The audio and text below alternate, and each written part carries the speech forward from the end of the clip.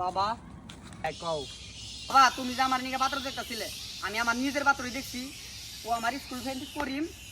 ও আমার নাইট ডিউটির partner movie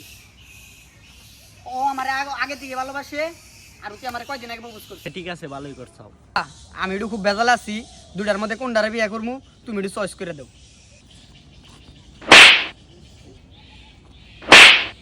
চরমালেন কি নিকে কারণে অকারণে এটা আপনি জবাব দিবেন নইলে আপনি বেদাল আছে নবা করুন কে কাকু মানুষ একটা খাবার দিবারই পারে বাবা বুঝলাম না আমি তোমার হেল্প করবা নিয়ে কইলাম অগ দুজনটা তুমি শর্মার লাগে গিদি তুই কনফিউশনে আসিলি তাই আগে দুজন আমি দুইটা থাপড় দিছি এখন তুই আগে রিঅ্যাকশন দিকে জলে জলে পটপট হয়ে গেছে